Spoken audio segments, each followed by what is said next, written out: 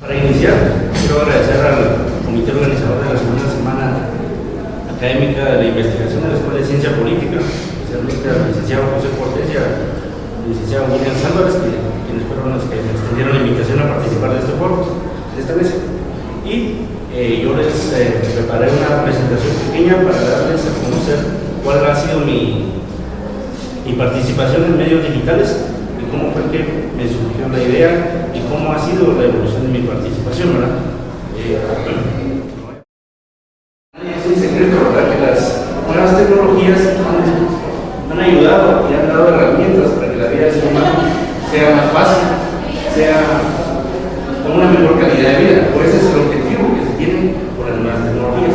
También las nuevas tecnologías lo que nos dan son un sinnúmero incalculable de conocimiento, el cual se genera día a día y parece que no tendrá fin, ¿verdad? Y cada día aprendemos algo nuevo.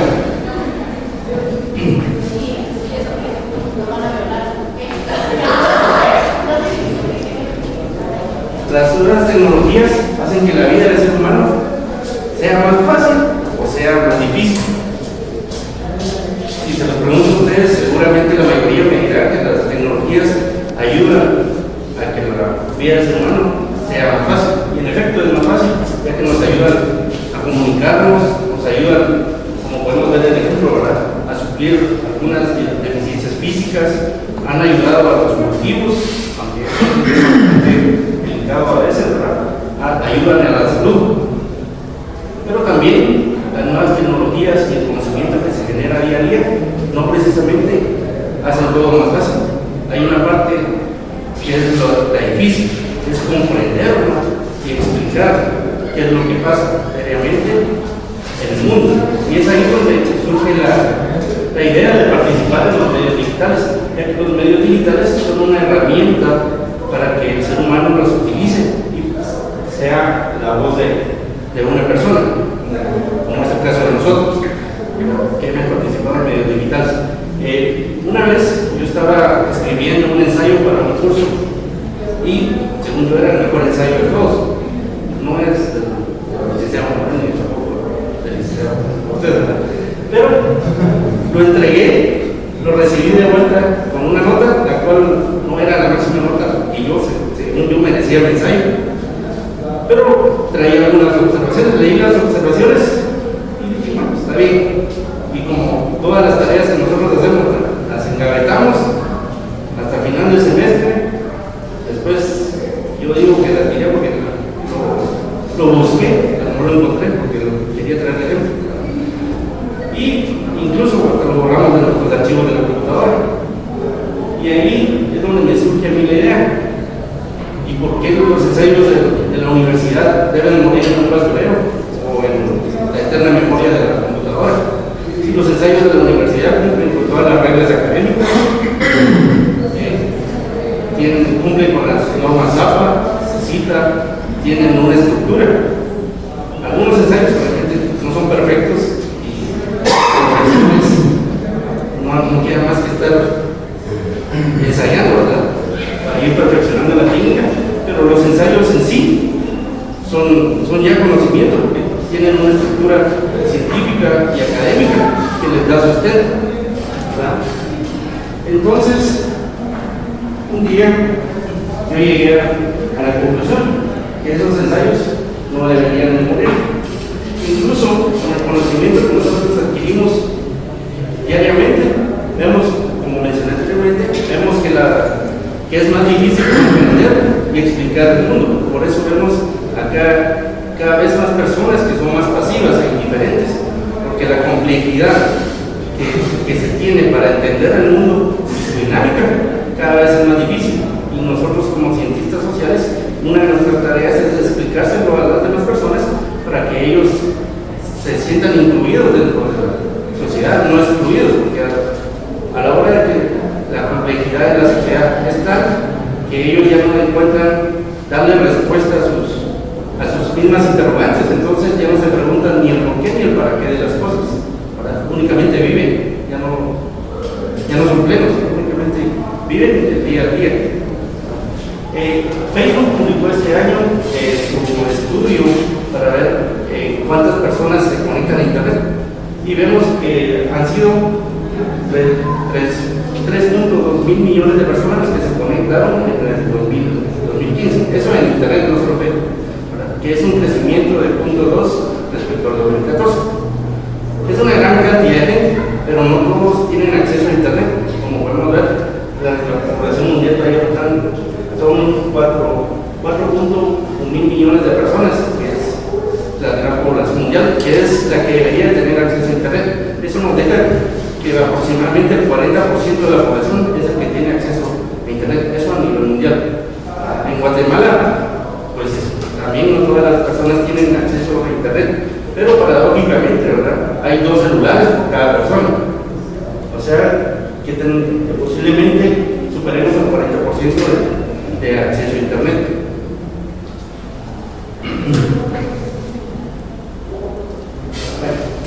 Y aquí es donde empieza lo bonito. Yo me di cuenta que los ensayos no deberían de morir en un basurero como les comenté anteriormente, entonces había que empezar a hacer algo. Y mi idea fue crear lo que muchos han visto, o varios de ustedes han visto, neurona política. Y lo comenté con varios amigos, entre ellos Edson, que está aquí presente, ¿verdad? Está también William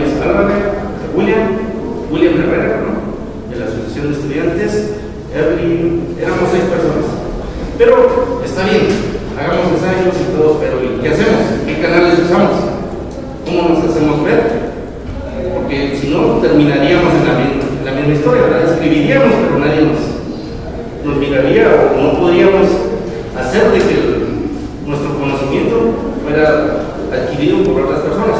Y no precisamente porque lo compren, sino que, por ejemplo, yo soy del pensamiento de que el conocimiento que no se comparte es estéril. Por eso no se debería de vender el conocimiento, y yo soy muy práctico, no práctico, sino de la idea de que el conocimiento debe ser para todos y sin excepción. Y hay varios casos como el de Snowden, Assange, que son ciberactivistas, que ellos dan a conocer libremente el conocimiento. Un caso es el de Wikipedia, ¿verdad?, que es de Assange, que el sitio es gratis, e incluso hay estudios que demuestran que es más fiable que la misma enciclopedia británica.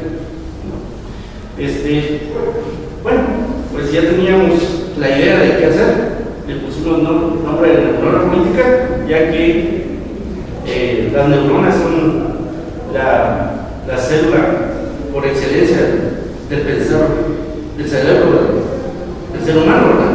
Entonces, una neurona sumada a otra neurona y a otra neurona dan la razón. Entonces, por eso es que nosotros le pusimos neurona política, porque usamos la razón, la objetividad y la ciencia desde el enfoque político para dar a conocer nuestras ideas. Bueno, ya teníamos neurona política y empezamos a recopilar información, y entonces nos dimos a la tarea de ver qué canales usábamos. Y como estudiantes, pues no teníamos mayores recursos más que nuestras computadoras y el acceso a Internet en nuestras casas. Entonces nos quedaba más viable y era casi que obligatorio, ¿verdad? No teníamos otro canal que usar las herramientas que el Internet nos da. Empezamos por una fanpage en Facebook, una cuenta de Twitter, tenemos un canal de YouTube, un correo electrónico y una página en WordPress, ¿no?, que ahorita la página está en remodelación. Le vamos a hacer un relanzamiento en mayo, invitando también, haciendo una convocatoria que más profesionales y estudiantes se puedan unir al equipo de trabajo. Hemos tenido muy buenas respuestas, ya son más de 2,000 seguidores en Facebook. También logramos recapitular o armar 6 ediciones de la revista, ¿verdad?, con diferentes artículos que nosotros mismos entregamos. Hicimos, cuando nosotros empezamos la neurona política, no sabíamos ni de social media, ni de diseño de imagen, ni de diseño de fotografía, de video, y hemos aprendido de todo, hacer de todo, ¿verdad? Ha sido un proyecto autodidacta, de cierta manera, que ha trascendido a nuestras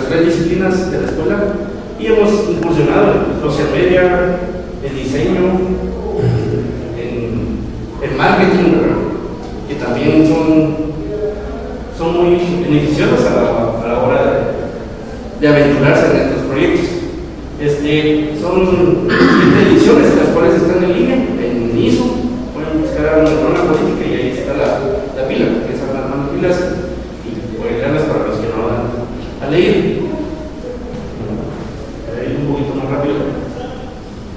La neurona política no es únicamente una plataforma visual, también nos dimos a la tarea de aportar algo más, ¿verdad? Porque no somos dueños de la verdad absoluta ni tampoco lo podíamos hacer todo. Entonces, bueno, la herramienta del Facebook nos permitió hacer una encuesta virtual en las elecciones del año pasado para la tendencia del voto para la alcaldía de la ciudad de Guatemala. También hicimos un foro con Rex, que es un grupo ecológico de aquí en la escuela, ¿verdad? Sobre la ley de obtención de vegetales, que fue la ley Monsanto, como se conoce en su momento. También el debate por la dirección de la escuela, ese lo transmitimos por la Exxon en su momento, ¿verdad? Que también fue otro canal que hemos usado. Y hicimos el foro de los 48 cantones de Totonicapán, que ese tuvo un gran público, se llenó el medio. Bueno, mi aventura no ha terminado en neurona política, pero me aventuré en otro espacio que es United Explanations. Es un sitio web con sede en Barcelona, España. Ellos, pues, son un sitio muchísimo más grande. Yo no sabía la existencia de esto hasta que empecé con neurona política. Un año después los encontré a ellos investigando. Y pues ellos, al igual que nosotros, iniciaron, ¿verdad? Ellos fueron 10 alumnos, exalumnos de Relaciones Internacionales de la Universidad de Barcelona, quienes también tuvieron casi que la misma misión que nosotros, ¿verdad? Ya han estado trabajando, solo que ellos ya son un poquito más grandes que nosotros. Ellos son un consejo editorial de 20 miembros, ¿verdad? Un coordinador editorial, una responsable para la parte de inglés. Tienen publicidad, marketing, ya han crecido, ¿verdad? Esta ha sido una experiencia muy bonita para mí, ya que aquí fue donde me di cuenta que el ensayo que me regresó a mi cátedra no era del todo perfecto, ¿verdad? Aquí aprendí muchas cosas, he aprendido muchas cosas. Para que yo publique un artículo aquí, he revisado por lo menos por 5 editores, no solo por uno, para que sea aprobado y publicado. Ellos ya son más de 100,000 seguidores en sus diferentes redes sociales, ¿verdad? Son más de 80,000 en Facebook, 11,000 en Twitter, tienen más de 4,000 suscriptores y han colaborado con el BID, con el país, con TEDx y otras organizaciones más grandes, ¿verdad? Y ya consolidadas a nivel nacional e internacional, que ya tienen una imagen más profunda. Y ellos han recibido algunos reconocimientos, entre los cuales fueron nombrados el mejor sitio de análisis político a nivel europeo en el 2014. Y estos son los 3 artículos que yo he logrado publicar con ellos. El segundo que publiqué, que fue todo lo que necesitas saber sobre el acuerdo nuclear iraní, ha sido el más leído de los 3 que yo he publicado, por más de 300 personas. Y también fue citado ya por la página oficial de la Universidad de Torreón, ya que la era nuclear es uno de los 10 problemas que más de gobernanza mundial, que el CONSUL, que es una organización que junta los ministerios de Relaciones Exteriores de 24 estados, ha sugerido como uno de los problemas más grandes para la gobernanza. Y terminar, tengo mis conclusiones. Escribir, como también lo dirán, creo, mis colegas de la mesa, no es nada fácil, ¿verdad? Uno debe de aprender que no escribe para uno, sino para sus lectores, y no únicamente lo van a leer los catedráticos de la universidad, sino otras personas que tal vez ni siquiera sepan del tema, únicamente les llame la atención del título, por eso hay que tratar de que el lenguaje, aunque debe ser académico, no debe ser tan astral que no se entienda. Tengo estudio aquí en la Escuela de Ciencia Política de 2010. Me autodefino como un ciudadano centroamericano nacido en El Salvador, ¿verdad? No soy extranjero, hablar. Entonces, y bueno, básicamente ya se pensum y estoy ahora trabajando en mi tesis, haciendo una evaluación del papel de la Defensoría de la Diversidad Sexual de la PDH desde el enfoque de evaluación de políticas públicas. Y bueno, a mí, habiéndome presentado, quiero agradecer también a la Escuela de Ciencia Política por haberme tomado en cuenta para esta mesa redonda que es para, bueno, aquí está. Entonces, bueno, quiero comentarles un par de cosas antes de entrar en materia de lleno, porque algunas cosas las comentó Jonathan y hay unos puntos en los que coincido y no voy a repetirlo porque para que sea más interesante la discusión. A mí personalmente siempre me gustó escribir desde chiquito, digamos, desde que yo era niño, y en esta lógica de escribir bien, pues he pasado por un gran proceso, digamos, de escribir de forma decente, por decirlo de alguna forma, y el espacio en el que yo concluí que sí debía escribir fue en 2009. Yo tuve la oportunidad de estar en el primer diplomado centroamericano de formación política y ciudadana que hizo AUSAL, que nunca se me queda el nombre, qué significan las siglas, pero es la Asociación de Universidades Jesuitas de América Latina, ¿verdad? Entonces, básicamente estuve en ese espacio, estuve en el encuentro centroamericano, conocí gente de toda la región y nos surgió la idea de hacer un blog, ¿verdad? De hacer un blog en internet que al final me quedé administrándolo yo porque el otro compañero de Nicaragua lamentablemente falleció y mi blog creo que más de algún correo mío les ha llegado, centroamericajoven.blogspot.com. Y entonces, pues básicamente al principio yo inicié con mi blog pues con la idea de publicar colaboraciones que me mandaba la gente. En ese entonces pues Facebook era algo nuevo en la región, entonces no tenía tanto auge, estoy hablando de 2009, y luego ya fue tomando auge, pero lo que estaba de moda en ese entonces era Blogger, ¿verdad? La plataforma para hacer blogs de Google, que es súper fácil de diagramar, súper accesible y tiene un montón de herramientas. La verdad es que no me quejo, me ha ido bien. He publicado colaboraciones de un montón de gente, incluyendo gente de aquí de la Escuela de Ciencia Política, y bueno, ha sido, mi blog personal ha sido un espacio donde he publicado colaboraciones de otras personas, ¿verdad? Pero aquí en la Escuela de Ciencia Política fue donde a mí particularmente me surgió la inquietud de ir a escribir yo por mi cuenta, ¿verdad? Al igual que Jonathan, yo realmente siempre traté de ser muy acucioso en mis trabajos académicos de los diferentes cursos que recibí. Siempre traté de presentar una redacción buena, o que se entendiera. La verdad es que disfruto mucho escribir. Aquí están 3 profesores míos que tuve el gusto de tenerlos como profesores durante mi formación académica. La verdad es que siempre me gusta escribir, ¿verdad? Y hacer buenas tareas y buenos ensayos y demás. Nunca tuve una calificación garrafal en materia de redacción o de ortografía o algo por el estilo. Entonces, al igual que Jonathan, a mí me surgió la inquietud con esto porque se tiene que quedar en el disco duro de mi computadora, ¿verdad? O sea, esto es conocimiento, estoy produciendo algo minúsculo, algo pequeño, pero lo estoy produciendo. Entonces, el año en el que cerré, me dio clases el profesor Víctor Gemmel. No sé si sigue dando clases aquí en la escuela todavía, pero básicamente él me trasladó un consejo que a su vez le trasladó a sus profesores a él. Me dijo: Franco, usted escribe muy bien y no solamente basta con ser un buen lector, hay que ser un buen escritor, y no solamente basta con escribir bien, sino hay que publicar. Entonces me dijo: mire, debería de ver en qué espacio le dan chance, ¿verdad?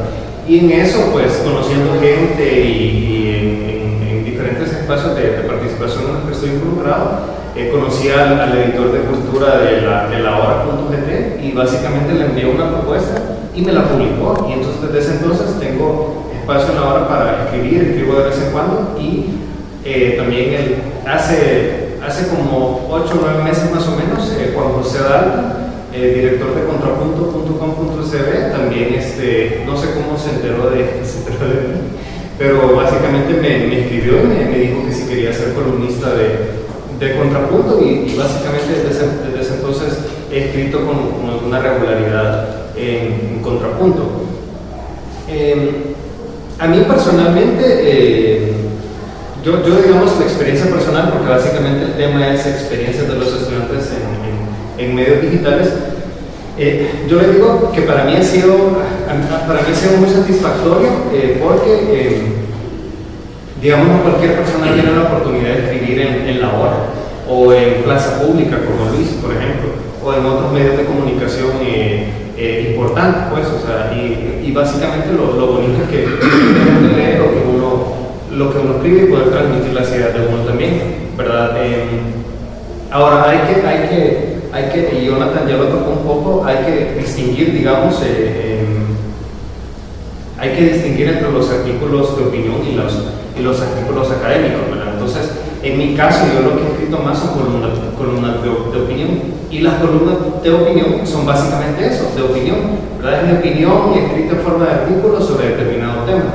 No necesariamente una columna de opinión tiene rigurosidad científica, rigurosidad académica, aunque esté redactada muy bonita, no necesariamente tiene que ser o podría ser una fuente académica, si quieren verlo desde ese punto de vista, ¿verdad? Y tal como lo dijo Jonathan, en el caso de las columnas de opinión hay que escribirlas de forma, con un lenguaje asequible, ¿verdad? Para que me lea tanto el licenciado Mazariegos, que es un profesional universitario, como para que me lea otra persona que no tiene tanta escolaridad, ¿verdad? Entonces, pero miren, es un sinsabor, y yo supongo que también a mis compañeros les ha pasado. Cuando yo digo no se escribe una columna de opinión sobre determinado tema, no pretendo dar una respuesta absoluta a cierto tema, ¿verdad? Sino más bien dar mi opinión nada más en una columna de opinión. Yo doy mi opinión sobre este tema. Infortunadamente, los resultados no siempre son los que uno espera, porque más allá de bueno, yo escribo mi columna de opinión sobre este tema, abramos la discusión sobre este tema, mira, yo pienso que lo que escribiste está mal por tal y tal razón. O sea, al final son puras falacias ad hominem las que uno lee en las redes sociales, o las columnas de opinión que uno escribe las utilizan con fines político-partidarios, ¿verdad? Escribí hace poco para contrapunto, lo último que publiqué fue sobre los juicios que hay contra los militares de Guatemala y en El Salvador, ¿verdad? Entonces, la gente de izquierda, miren, los militares son una M, no voten por ellos, los representa el partido de derecha. Pero miren, los guerrillas también hicieron otra cosa. Entonces, realmente al final es un poco frustrante escribir una columna de opinión y que la demás gente la utilice para insultarse o para respetarse entre sí, ¿verdad? Entonces, pero son básicamente gajes del oficio que uno vive en esto de escribir. Y bueno, básicamente eso, ¿verdad? Esa ha sido mi experiencia. Ahora, a mí me han trasladado algunos consejos que les voy a compartir. Gracias. No voy a cobrar. Fíjense que al principio, miren, en esto de escribir uno, no sé, a veces uno cree que por estudiar en la universidad es la mamá de Tarzán, o cree que es el erudito del siglo, o el estudiante paradigmático de las ciencias sociales en América Latina, y no es así. O sea, uno es un estudiante más, y eso, ¿verdad? Entonces, en el tema de la redacción, por ejemplo, Jonathan tiene toda la razón cuando dice que hay que escribir con un lenguaje universal. En efecto, hay que escribir sin perder de vista que uno es académico, si quieren verlo desde ese punto de vista, pero al mismo tiempo escribirlo con una redacción que sea asequible para toda la gente, ¿verdad? Y lo que pasa es que a veces uno se topa con artículos que utilizan, que son una disentería verbal, o sea, en términos así muy sucintos, que son una disentería verbal y no sé qué es tipo que me quiso transmitir. O sea, el problema es que ni el más erudito de los eruditos le va a entender a la persona que está escribiendo. Entonces, eso, ¿verdad? Hay que escribir con una redacción asequible. Y lo otro también que yo creo que es importante es seguir los consejos de las abuelitas, ¿verdad? Las abuelitas siempre le dicen a uno: mi hijo, usted no hable de lo que no sabe, ¿verdad? O sea, si usted no habla sobre cómo el petróleo se convierte en gasolina y todo el proceso químico que eso implica, no hable de eso, ¿verdad? Y en el caso de las columnas de opinión, si usted no sabe sobre determinado tema, no escriba sobre ese tema, porque la experiencia lo que nos da es que quienes quienes escriben sobre un tema que no conocen, no tienen ningún conocimiento empírico, evidencian la ignorancia de la que padecen. Y cuando uno los cuestiona, pues tampoco es tan productiva la discusión, ¿verdad? Entonces, yo creo que es importante, y bueno, eso fundamentalmente. Y bueno, algo, miren, ok, ya voy. Algo que a mí me funcionó mucho y que a su vez me lo dio este consejo es replicado de la escritora salvadoreña residente en Guatemala, Vanessa Núñez Hanna. Ella tuvimos un taller literario aquí en la universidad, aquí en la escuela, en la asociación hace un par de años, y ella nos daba un consejo muy bueno, nos decía: miren, escriban a mano, escriban un cuaderno sucio así como este, hagan tachones, es un cuaderno que nadie va a ver más que ustedes, ¿verdad? Hay cualquier evidencia científica que escribir a mano ayuda a las neuronas, uno tiene una mejor concentración, escribe de mejor manera, al escribir a mano con la letra de uno se fijan mejor las ideas y la redacción se hace de mejor forma, ¿verdad? Entonces, escribir a mano es algo muy bueno, hay más retención de palabras, menos distracciones, y las ideas clave de algo que uno está escribiendo básicamente quedan mejor cuando uno escribe a mano. Las ideas quedan mejor. De hecho, los grandes escritores escribieron primero a mano y luego lo digitaron, si quieren verlo así. Y básicamente la mayoría de cosas que yo he escrito, bueno, todas en realidad, han sido escritas primero a mano y básicamente luego las he trasladado a la computadora. Pero básicamente esa ha sido mi experiencia en los medios digitales. Muy bien, René, te voy a hacer Yo creo que las columnas de opinión tienen que ser el intermedio entre conocer sobre un tema y una armación académica. Porque, bien decía René, la columna de opinión tiene que ser, como decía la favorita, sobre lo que uno conoce, pero tampoco implica que sea un artículo académico, per se, al menos. Una aproximación podría llegar a ser. Entonces yo creo que mantenerlo como un intermedio o apuntar a que sea un intermedio con el lenguaje adecuado, con el título adecuado, que a veces uno no se da cuenta de eso. El artículo puede ser muy bueno, pero si el título no jala, no lo lee. Y yo me he dado cuenta de eso, a veces he sentido de que el artículo está muy bueno, pero leí un mal tema, un mal título. Contrariamente, ha sido un mal artículo para mí, pero le di un buen título y la gente lo lee y me cae mal personalmente, porque no puede ser de que los que a mí me gustan, la gente no lo lea y los que no me gustan, la gente sí lo lea. Es algo contradictorio y que he ido aprendiendo con el tiempo, intentar hacer un balance entre el título y el contenido. ¿Cómo aprendí o inicié a escribir? Yo soy un declamador frustrado, a mí siempre me gustó declamar. El día que me di cuenta que ya no podía declamar, empecé a escribir y iniciando mi carrera de ciencia política aquí en la escuela, hice un blog en WordPress. También creo que todos tenemos una experiencia con WordPress, habría que agradecerle a quien lo fundó y fue mi portal de inquietudes. Empecé a escribir un poco sobre la caída de Salvador Allende, sobre cuáles podrían ser los retos de un Estado en el siglo XXI. Con nada de lo que está en este WordPress que les digo, estoy de acuerdo. Hoy lo leo y digo, todo esto no sirve, pero fue el primer paso. Y antes de dar como que el salto al blog y al sermón, que fue el primer medio en el que pude escribir, me sirvieron mucho los trabajos que hice para el trabajo de campo con sociología con Enrique Rivera. Fuimos a Cobán, creo que tal vez ustedes fueron a Cobán, no sé, tal vez es un privilegio solo desde la mañana. Y mi interpretación sobre lo que viene nuevo por venir fue una de las publicaciones que publiqué, y también una que hice con el Ickberg del Castillo sobre una interpretación de un obrero que lee de Werther. Es un poema y nos pidió una interpretación a partir de su lectura, y a mí me gustaron mucho esas dos cosas que realicé, entonces las publiqué, fueron bastante leídas.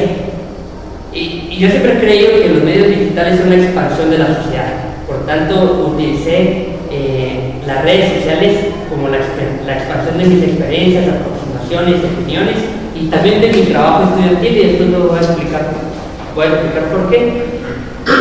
La primera vez que me publicaron algo en el Salmón fue de un concierto que fui a ver de Mercedes Sosa. Yo, años después, me recordaba todavía esa experiencia. Un día, recordándome el día que murió Mercedes Sosa y lo que le impactó a mi mamá, dije yo, escribí, y como conocía alguno de los del consejo editorial del Salmón, se los mandé y me gustó lo publicaron. Esa fue como la expansión de mi experiencia, ¿verdad? Y me fue bien. Me leyeron más o menos la gente izquierdosa que ha escuchado alguna vez a Mercedes Sosa.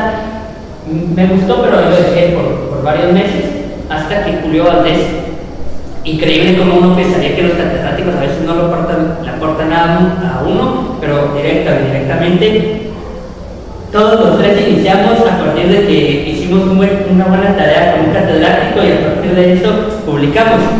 Y hace unos meses, o casi ya un año, caí en la conclusión de que el mejor consejo que puedo dar yo es hacer bien sus tareas. Si quieren no entren a clase, pero bien sus tareas. Hay que hacer bien las tareas porque sirven y vinculan con todo el trabajo. Y ese día, cuando recibí el trabajo de Julio Valdés, me puso, intente publicarlo. Entonces yo vine, lo puse como artículo de opinión, lo puse más o menos el número de palabras que se necesitan y lo mandé al Salmón. Y 3 trabajos, uno sobre ir a casa de Dios, uno sobre el Partido Liberal en la Avenida de las Américas, el tercero fue sobre, no recuerdo bien, los 3 trabajos que hice con él, sobre el genocidio, sobre si había habido genocidio en Guatemala, que fueron los 3 trabajos que hice con él, los 3 los terminé publicando en el Salmón. Y todo comenzó porque el primero que se lo entregué me dijo, intenté publicarlo, ya en los siguientes no me escribió nada en el trabajo, pero hice la labor de escribir la tarea. Y a partir del segundo que les mandé me dijeron que ese como columnista de opinión fijo. Entonces a partir de ahí, todos los artículos que he publicado en el Salmón son gracias a que me animé a seguir un segundo artículo de Mercedes Sosa, que nace de que un profesor me escribió en el trabajo y me publicar. Entonces eso lo valoro también mucho. Eso fue como que la parte directa, pero la parte indirecta ha estado también ligada hasta el día de hoy, porque por ejemplo, o lo voy a dejar tal vez al final para ver en un orden cronológico. La segunda vez que yo escribí en un medio, aparte del Salmón, fue Nodal, una revista latinoamericana que dirige Pedro